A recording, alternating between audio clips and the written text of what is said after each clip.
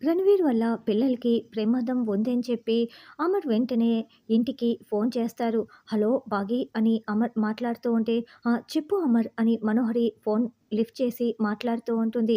మనోహరి, పిల్లలందరూ ఇంట్లోనే ఉన్నారు కదా అని అమర్ అంటాడు. యాదమ్మ, పిల్లలందరూ ఇంట్లోనే ఉన్నారా అని మనోహరి స్పీకర్ ఆన్ చేసి యాదమ్మని ప్రశ్నిస్తూ ఉంటుంది. అంజు పాప, ఆనంద్, ఆకాష్ ఇంట్లోనే ఉన్నారు అని యాదమ్మ చెప్తుంటే, మరి అమ్ము లేదా అని అమర్ అంటాడు. అమ్ము పాప ఇందాకే బయటికి వెళ్ళింది సార్ అని చెంబా చెప్తుంది. ఏంటి, అమ్ము బయటికి వెళ్ళిందా? మరి బాకీ ఎక్కడా అని అమర్ అంటాడు. ఇందాక మేడం గారు కూడా బయటికి వెళ్ళారు సార్ అని చెంబా చెప్తుంది. ఇది అమర్, బాగి కూడా ఇంట్లో లేదు, అమ్ము కూడా బయటికి వెళ్ళిందంట అని మనోహరి చెప్పగానే అమర్ ఫోన్ పెట్టేసి, రాథోడ్ కార్ తీ, వెంటనే ఇంటికి వెళ్ళాలి అని అమర్ అంటాడు.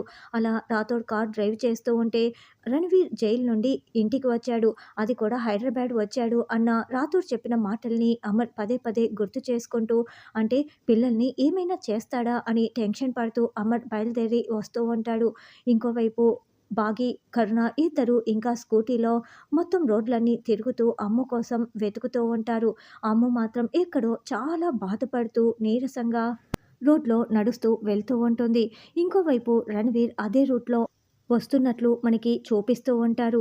అమ్ము అలా పరధ్యానంగా వస్తూ ఉంటే ఉన్నట్లుండి ఒక కారు అమ్ముని గుద్దపోతూ ఉంటుంది. దాంతో అమ్ము కివ్వుమని కేకలు పెడుతూ అరుస్తూ ఉంటుంది.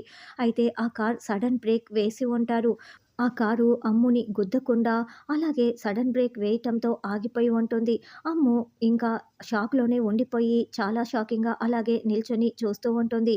మరి సడన్ బ్రేక్ వేసిన కారు అమర్‌దా లేక రణవీర్‌దా అన్నది రానున్న ఎపిసోడ్‌లో తెలుసుకుందాం.